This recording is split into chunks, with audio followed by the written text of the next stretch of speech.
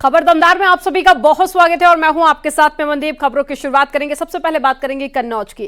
कन्नौज में police team पर हमला किया गया है। हिस्ट्री चीटर को गिरफ्तार करने गई थी टीम। बदमाशों ने सिपाही को गोली मारी। बदमाशों ने पुलिस टीम पर फायरिंग करना शुरू कर दिया। एक सिपाही घायल हो गया, हायर सेंटर रेफर किया गया है। अशोक कुमार को अरेस्ट करने गई थी टीम। धरनी धीरपुर नगरिया गांव का ये पूरा मामला। तो एक बड़ी खबर आपको बता रहे हैं, एक सिपाही घायल हो गया है, हायर सेंटर रेफर किया गया है। तो अशोक कुमार को गिरफ्तार करने के लिए पुलिस टीम मौके पर पहुंची थी। तस्वीरें आपको दिखा रहे हैं, एक्सक्लूसिव तस्वीरें आप देखिए। धरनी धीरपुर नगरिया गांव का ये पूरा मामला और ये तस्वीरें भी हम आपको दिखा रहे हैं, जहां पर पुलिस टीम एक आरोपी को गिरफ्तार करने के लिए पहुंची थी और इसी दौरान हमला कर दिया गया पुलिस टीम पर, जिसमें एक सिपाही के घायल होने की जानकारी मिली है। तस्वीरें आपको दूसरी दिखा रहे हैं, अस्पताल की है जहां पर भर्ती कराया गया है। हो गया ना, पैक हो गया। तो पहली तस्वीर जहां पर पुलिस टीम पर हमला किया गया और वहीं दूसरी तस्वीर आपको दिखा रहे हैं जहां सिपाही को गोली लगी है, अस्पताल में इलाज के लिए भर्ती कराया गया है। ये दूसरी तस्वीर आपको दिखा रहे हैं अस्पताल की। मैं यहाँ ईएमओ के पद पर तैनात हूँ और अभी थोड़ी देर हो गई जिसमें एक बिशुनगढ़ थाने का कांस्टेबल घायल अवस्था में यहाँ लाया गया। उनके साथियों द्वारा बताया गया कि इसको गोली लगी है, जिसका फर्स्ट एड देके और हायर सेंटर के लिए रेफर कर दी गई। क्या गोली लगी थी कि आपने जब हार्ट किया? उसमें एक ही गोली लग रही थी, एक तो एंट्री वुंड था और एक एग्जिट वुंड था। तो कहाँ पर गोली लगी थी? ये थाई में, बीच थाई में लगी थी। और ज्यादा जानकारी के साथ में संवाददाता मुकेश जुड़ गए हैं, माफ कीजिएगा लोकेश जुड़ गए हैं। लोकेश, कन्नौज से मामला सामने आया जहां एक सिपाही के घायल होने की भी जानकारी मिली है, विस्तार से बताइए क्या अपडेट। देखिए, आपको बता दें ये बिशुनगढ़ थाना क्षेत्र के धीरपुर नगरिया गांव जो है, वहां पे एक अपराधी है जिसका नाम था अशोक कुमार उर्फ मुन्ना यादव। इसका वारंट लेकर टीम गई थी, पुलिस टीम इसके घर, और जब वहां पुलिस टीम पहुंचती है तो वहां पर आरोपी की तरफ की फायरिंग कर दी जाती है आरोपी की तरफ से, जिसमें एक सिपाही घायल हो जाता है। जिसके बाद में उस टीम में उस सिपाही को जो है वो लेकर टीम अस्पताल पहुंचती है, जहां से उस सिपाही जिसका नाम है सचिन राठी, उसको हायर सेंटर के लिए रिफर कर दिया जाता है। जानकारी साझा करने के लिए बहुत शुक्रिया लोकेश आपका।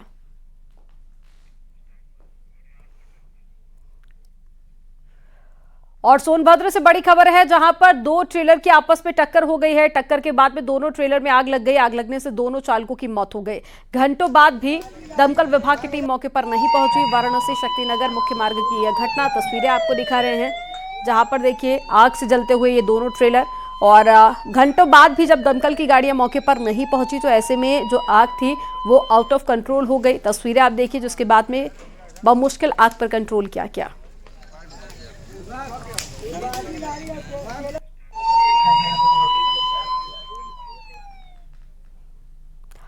आजमगढ़ में पुलिस ने शबनम हत्याकांड के मुख्य आरोपी को मुठभेड़ में घायल कर दिया। 25,000 के इनामी नवनीत उर्फ गांगुली को पुलिस ने गिरफ्तार कर लिया है। आरोपी के कब्जे से अवैध तमंचा और कारतूस भी बरामद किया गया। मामला दीदारगंज का है, जहां पर 21 साल की शबनम की आरोपी ने चाकू से गोदकर हत्या कर दी थी।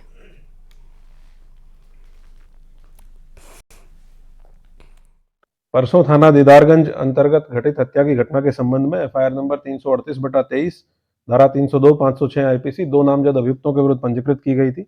एक नामजद अभियुक्त शुभम गौतम को कल पुलिस के द्वारा गिरफ्तार किया गया था। दूसरा नामजद अभियुक्त, जो मुख्य अभियुक्त भी है, नवनीत सिंह उर्फ गांगुली पुत्र पूरन सिंह, जो सुरन का रहने वाला है, और 25,000 का इनाम इसकी गिरफ्तारी के लिए घोषित किया गया था।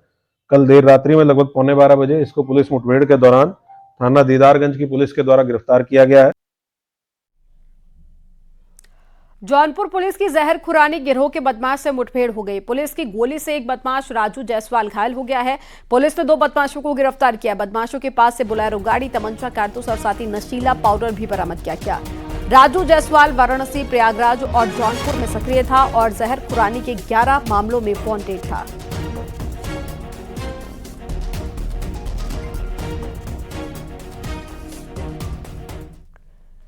खबर देवरिया से है। देवरिया में क्लास 7 की छात्रा से छेड़छाड़ के आरोप में फंसे प्रिंसिपल यज्ञ नारायण शुक्ला को इकोना पुलिस ने गिरफ्तार कर लिया है। 23 दिसंबर को सियाराम शुक्ला सेकेंडरी स्कूल में पढ़ने वाली कक्षा 7 की छात्रा ने प्रिंसिपल के ऊपर छेड़छाड़ का आरोप लगाया था और इकोना पुलिस ने शिकायत भी की गई थी। वहीं इकोना पुलिस ने छेड़छाड़ के आरोपी प्रिंसिपल को गिरफ्तार करते हुए जेल भेज दिया है।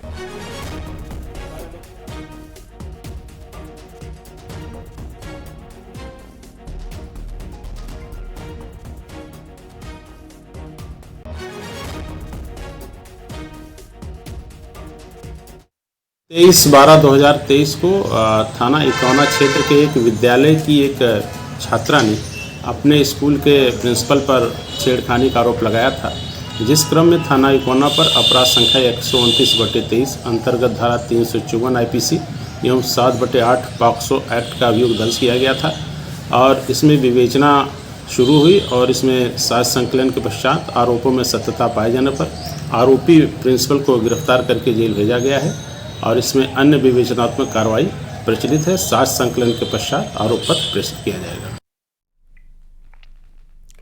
मिर्जापुर में पुलिस ने गांजा तस्कर गिरोह का भांडाफोड़ किया है। कार से पुलिस ने 50 लाख का 1.5 क्विंटल गांजा बरामद किया, साथ ही 2 तस्करों को भी गिरफ्तार किया है। छत्तीसगढ़ के रायगढ़ से गांजा दिल्ली ले जाया जा रहा था और पुलिस ने झारखंड के रांची के रहने वाले हनीफ और अशफाक को गिरफ्तार कर जेल भेज दिया है।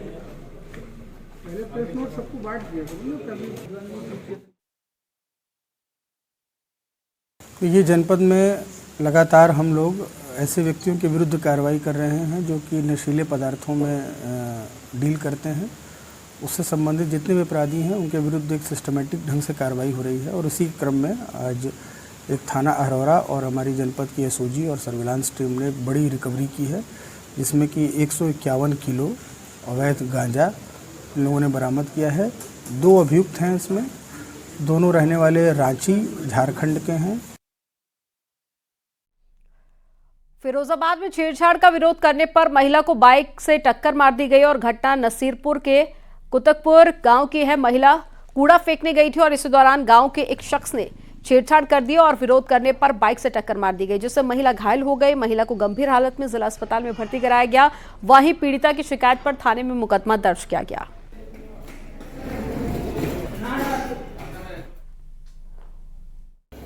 उधर से नीरज आ रहा मोटरसाइकिल पे, नीरज बबलू नाम उसे का। उसने मुझे रोका, मैं रुका नहीं, फिर भज के मुझे पकड़ लिया उसने।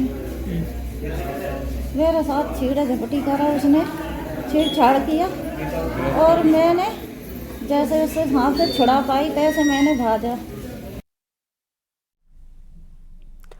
नोएडा में साइबर ठगों ने एक ही परिवार के सदस्यों से 84 लाख रुपए की ठगी कर ली है। ठगों ने पहले पूरे परिवार को अपने झांसे में ले लिया और फिर पति पत्नी और उसके बेटे और बेटी से 84 लाख रुपए का निवेश करा दिया। ठगों ने शेयर मार्केट में इन्वेस्ट कराकर रुपए ठग लिए। परिवार से ज्यादा ठगी की जा सके इसके लिए पहले 13 लाख का मुनाफा दिया और बाद में प्रॉफिट देकर 84 लाख रुपए का और निवेश करा दिया। ठगों ने पीड़ित परिवार को ऐप डाउनलोड कराकर पूरी घटना को अंजाम दिया। तो ठगों के खिलाफ साइबर थाने में मामला दर्ज कर लिया गया है और पूरे मामले को लेकर जांच की जा रही है।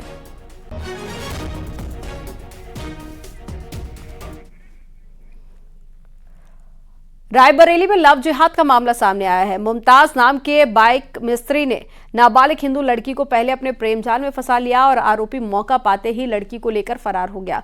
पुलिस ने मामले में मुकदमा दर्ज कर खोजबीन शुरू कर दी है।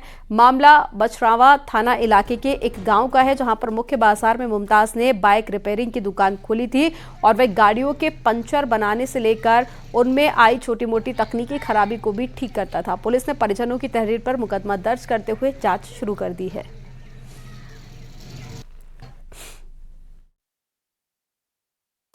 देखिए, एक लड़की बछरावा की जो नाबालिग है उसको एक व्यक्ति बछरावा कस्बे का ही उसको लेके चला गया है।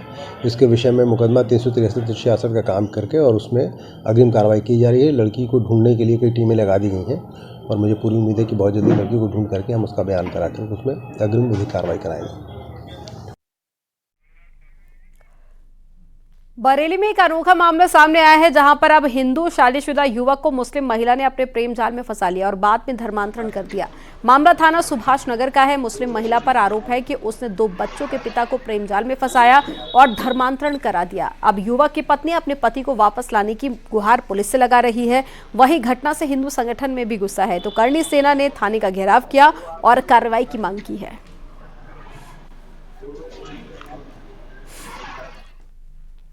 जी, मुझे कहा जाता है कि उसने धर्म परिवर्तन करा रहा है और उसने हिंदू से मुस्लिम बना लिया है। क्या आपका नाम रखा है पति ने? कुछ जानकारी? नाम नहीं बताया, वीडियो वायरल हुई है। कह रहा है कि आज उसमें वीडियो वायरल हुई है और कह रहे हैं उस पर लिखकर कि मैं आज मुसलमान बन गया। इटावा जिला जेल से फरार कैदी को पुलिस ने 36 घंटे में गिरफ्तार कर लिया। पुलिस ने अलीगढ़ बस स्टैंड से गिरफ्तारी की है। इसके साथ ही कैदी को भागने में मदद करने वाले जेल कर्मी श्रीकांत अवस्थी को भी गिरफ्तार किया गया। 23 दिसंबर को अजय जेल कर्मियों को चकमा देने के बाद में जिला जेल से फरार हो गया था। अजय की फरारी के बाद में 5 जेल कर्मियों के खिलाफ सिविल लाइन पुलिस थाने में मुकदमा दर्ज कर सभी को निलंबित कर दिया गया। वहीं कैदी को गिरफ्तार करने वाली टीम को एसएसपी ने 25,000 का इनाम दिया है। और जब ये भाग गया था तो हमारी पूरी टीम पूरी अलार्मिंग कंडीशन में थी और 3 टीमें इसमें लगी हुई थी गिरफ्तारी के लिए। सर्विलांस एसओजी की टीम थी और थानाध्यक्ष की, थाना प्रभारी सिविल लाइंस की। इसके संबंध में एक अभियोग भी दर्ज हुआ था 223, 224 आईपीसी का, जिसमें आज 221 आईपीसी का वृद्धि भी की जा रही है। इसमें 2 लोग गिरफ्तार किए गए हैं। जो भागा हुआ था कैदी, उसको जनपद इटावा की पुलिस द्वारा 48 घंटे के अंदर, बल्कि मैं कहूँगा 36 घंटे के अंदर गिरफ्तार किया गया है। और अब खबर बिजनौर से है, जहां पर आपसी रंजिश में पथराव में कई लोग घायल हो गए हैं। सूचना के बाद में मौके पर पहुंची पुलिस ने जांच शुरू कर दी है। नूरपुर के मोहल्ला तेलीपुरा की ये घटना है। तस्वीरें आपको दिखा रहे हैं, जहां पर पत्थरबाजी की गई थी, जिसमें कई लोग घायल हो गए।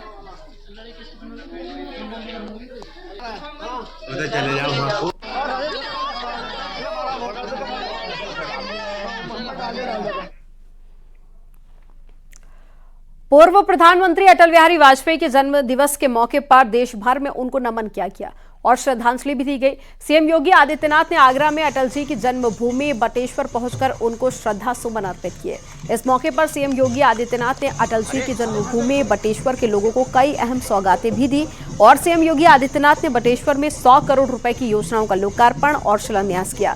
सीएम योगी आदित्यनाथ ने यहाँ पर अली पोर्ट सेवा का भी लोकार्पण किया है और ये तस्वीरें आपको दिखा रहे हैं आगरा के।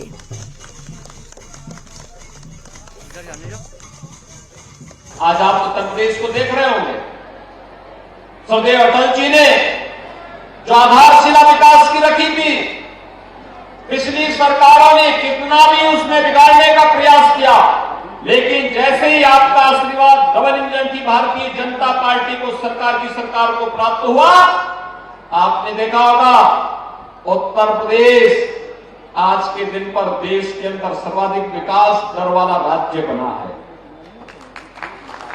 जब हमारे पास सत्ता आई थी तब उत्तर प्रदेश की अर्थव्यवस्था देश की 6ठी अर्थव्यवस्था मानी जाती थी और आज नंबर 2 की अर्थव्यवस्था उत्तर प्रदेश ने हासिल की है। ये सरदेव अटल जी का आशीर्वाद है, ईश्वर की कृपा है, मोदी जी का मार्गदर्शन है, आप सबका सहयोग है और परिणाम आपके सामने है। यही उत्तर प्रदेश कानून व्यवस्था जहां ध्वस्त थी, बेटियां स्कूल नहीं जा पाती थी, बहनें मार्केट नहीं जा पाती थी, किसान खेत में नहीं जा पाता था, कोई व्यापारी रोजगार में अपने व्यापार को नहीं कर पाता था, नौजवानों के लिए रोजगार नहीं था, विकास कार्यों के लिए भटकना होता था, विकास के पैसे का बंदरबाट होता था।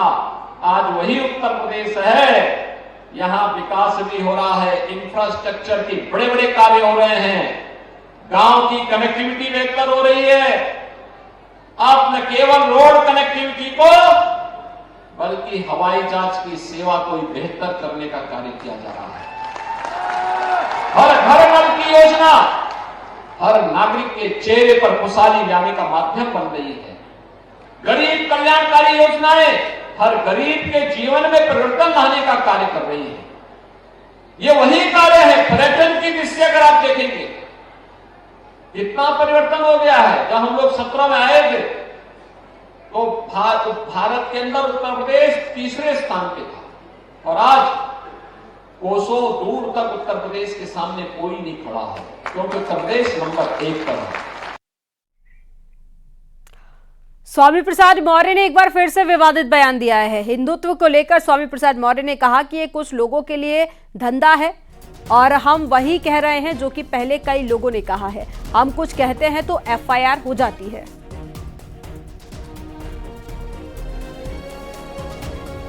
ये कुछ लोगों के लिए धंधा है, तब पूरे देश में भूचाल मच जाता है। लेकिन वही चीज अगर मोहन भागवत जी कहते हैं, माननीय प्रधानमंत्री नरेंद्र मोदी जी कहते हैं, माननीय गडकरी जी कहते हैं, तो किसी की भी भावना आहत नहीं होती। अगर वही चीज स्वामी प्रसाद मौर्य कह देते हैं तो लोगों की भावना इतनी कमजोर होती है कि उनकी भावनाएं आहत हो जाती है। क्या विडंबना है। माननीय सर्वोच्च न्यायालय ने 1995 में कहा तो किसी भी धर्माचार्य ने कोई टिप्पणी नहीं की, लेकिन अगर वही चीज स्वामी प्रसाद मौर्य के मुंह से निकल जाती है तो पूरे देश में एफआईआर की झड़ी लग जाती है। क्या विडंबना है। आखिर हम क्या कहते हैं। हम तो वही कहते हैं जो भारतीय संविधान कहता है। अनुच्छेद 14 में सब क्लास में स्पष्ट है कि वर्ण, धर्म, वर्ण, जाति, लिंग, जन्म स्थान के आधार पर किसी के साथ कोई भेदभाव नहीं किया जा सकता। एसपी नेता स्वामी प्रसाद मौर्य के बयान पर वाराणसी के लोगों ने अपनी प्रतिक्रिया दी है। क्या कुछ कहा है आपको सुनवाते हैं। प्रसाद मौर्य जो कर रहा है बहुत अच्छा कर रहा है। जिसका खेत चर रहा है उसको चरने दीजिए। अब खेत वाले को चिंता नहीं है तो हम लोग क्यों चिंता। हिंदू धोखा है कहते कहते तो मुगल आए और चले गए, अंग्रेज आए चले गए, आज तक हिंदू वही है। तो इसलिए इस पर हम और क्या कह सकते हैं। धोखा तो नहीं है, जो कह रहे हैं वो ठीक है कह रहे हैं। अच्छा हाँ, धोखा नहीं। हिंदू धर्म धोखा है आप कह रहे हैं, मतलब आप वो कह उनकी बात का समर्थन कर रहे हैं आप। मैं उनकी बात का समर्थन नहीं कर रहा हूँ। हिंदू धर्म है, रहेगा, सनातन है, पुराना है, इसी तरह से पनपता रहेगा। वो बिल्कुल निराश हो गए स्वामी प्रसाद मौर्य जी। उनके आगे कोई रास्ता नहीं है। अपने अस्तित्व को बनाए रखने के लिए कुछ अंट संट बोलते रहते हैं ताकि अखबार में नाम आवे। यूपी बीजेपी अध्यक्ष भूपेंद्र चौधरी ने अखिलेश यादव पर करारा प्रहार किया। उन्होंने कहा कि अखिलेश यादव का दोहरा चरित्र है, वो मठ मंदिर में भी जाएंगे और हमारे हिंदू संतों को गाली भी देंगे।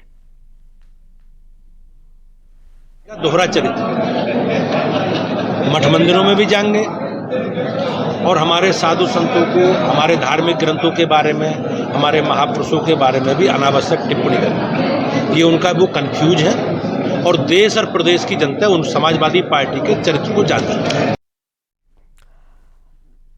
कांग्रेस नेता प्रमोद कृष्णम का एक बड़ा बयान सामने आया। प्रियंका गांधी बने गठबंधन का चेहरा, ये उनकी तरफ से कहा गया। गठबंधन का प्रस्ताव घर में लड़ाई का काम। यूपी में प्रियंका गांधी ने मेहनत की है। नेता पद के प्रस्ताव से खड़गे का नाम खारिज किया जाए। या गठबंधन मिलकर के अगर कांग्रेस के किसी नेता को प्राइम मिनिस्टर का चेहरा बनाता तो हम तो स्वागत करेंगे, लेकिन ये तो हमारे घर में लड़ाई कराने की बातें हो रही हैं। ये कोई दलित चेहरे की बात की जा रही है, दलित चेहरा होना चाहिए। नहीं, अगर खड़गे जी हमारे कांग्रेस पार्टी के अध्यक्ष हैं, लेकिन मंत्री के पद का चेहरा तो प्रियंका गांधी को बनना चाहिए। डिप्टी सीएम केशव प्रसाद मौर्य आज अयोध्या पहुंचे। प्रधानमंत्री के कार्यक्रम 30 दिसंबर तक डिप्टी सीएम केशव प्रसाद मौर्य अयोध्या के कैंप में ही रहेंगे और आपको बता दें कि स्वच्छता अभियान भी चलाएंगे। इस दौरान में डिप्टी सीएम ने लाल कृष्ण आडवाणी के सोमनाथ यात्रा की भी चर्चा की और इस दौरान केशव प्रसाद मौर्य ने कहा कि हम लोग अपने जीवन काल में भगवान श्री रामलला का भव्य मंदिर बनते हुए देख रहे हैं। 22 जनवरी को भगवान रामलला 500 साल बाद अपने जन्म स्थान पर विराजमान होंगे।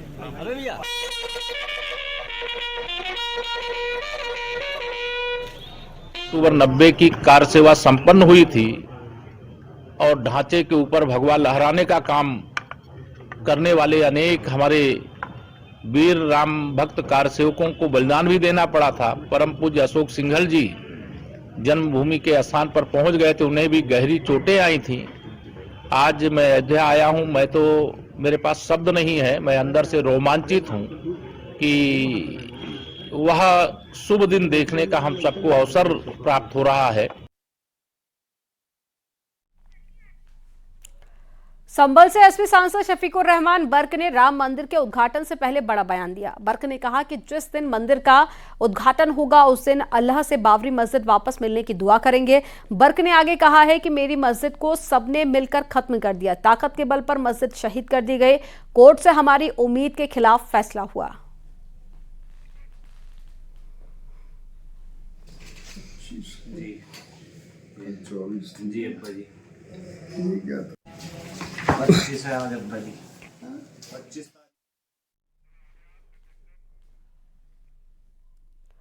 कोंडा के विधायक रघुराज प्रताप सिंह राजा भैया अयोध्या पहुंचे। उन्होंने राम मंदिर ट्रस्ट के महासचिव चंपत राय से मुलाकात की। राजा भैया ने कहा कि प्राण प्रतिष्ठा सभी सनातन धर्म के मानने वालों के लिए सौभाग्य का विषय है। रामलला का दर्शन मिल जाए, प्राण प्रतिष्ठा के बाद यही हमारे लिए सौभाग्य का विषय है।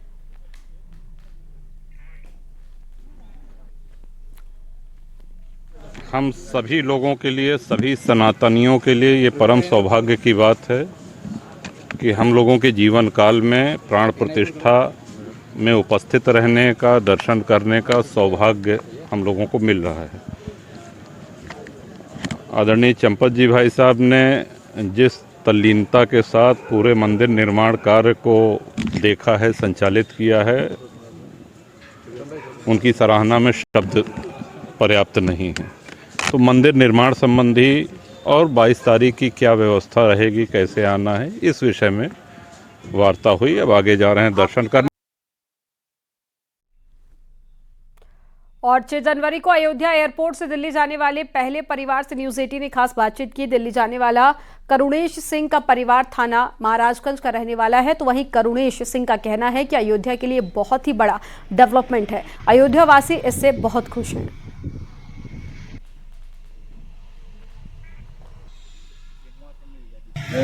अयोध्या से हम लोग दिल्ली जा रहे हैं, पहली फ्लाइट रहेगी। एयरपोर्ट नया बना है, इतनी खुशी है उसके लिए कि यादगार पल होगा। कभी बच्चे जाएंगे साथ में, उन लोगों के लिए यादगार पल रहेगा कि कभी ये लोग याद करेंगे कि जब फर्स्ट फ्लाइट चली थी अयोध्या एयरपोर्ट से तो हम लोग उसके साक्षी थे। और बहुत खुशी का दिन रहेगा, पूरा परिवार रहेगा। देवरिया पहुंचे सुबह सपा के अध्यक्ष ओपी राजभर ने विपक्षी गठबंधन पर निशाना साधा और कहा कि ये लोग जनता को लूटने वाले लोग हैं। इस बार विपक्षियों ने ठान लिया है कि मोदी जी को 2024 में प्रधानमंत्री बनाना है। वहीं राम जन्मभूमि प्राण प्रतिष्ठा के निमंत्रण पर कहा कि मंदिर में जाने के लिए निमंत्रण की आवश्यकता नहीं होती है। शायद उनको पता नहीं कि यूपी और बिहार के लोग देश चलाते हैं। अब पूरे देश की जितनी भी फैक्ट्रियां हैं उसको भी चलाते हैं। ये काम करना बंद कर दें तो खाने बगैर मरने लगेंगे लोग। बोलना आसान है और करना बड़ा कठिन होता है। तो यूपी बिहार की तुलना तमिलनाडु नहीं कर सकता। खबर मध्य प्रदेश के छतरपुर से है, जहां पर बागेश्वर धाम के महाराज ने अपनी शादी की अटकलों को एक बार फिर से हवा दे दी है। शादी को लेकर बयान देते हुए एक बार फिर से धीरेन्द्र शास्त्री सुर्खियों में आ गए हैं। उनका कहना है कि कुछ संकल्पों को पूरा कर जल्द ही सेहरा सजाने वाले हैं। बागेश्वर महाराज धीरेन्द्र कृष्ण शास्त्री ने कहा कि वो माता पिता की परमिशन से शादी करेंगे। करेंगे, माता पिता की हत्या से करेंगे। लेकिन अब ये प्रपंचों को बढ़ते देखकर, क्योंकि साधु को बर्बाद करना बहुत सस्ता है इस देश में, एक छोटा सा दाग जमीन के अंदर गाड़ देगा। इसलिए हमने प्रण लिया कि हम जल्दी इन सब कार्यों से फ्री हो, अपने मिशन में लगे रहे। आगे चलकर कालांतर में हमें बहुत कार्य करें। जल्दी ही हम जो है सेहरा सजाने वाले हैं। यहां पर वक्त हो गया एक छोटे से ब्रेक का। आप देखते रहिए न्यूज़ 18।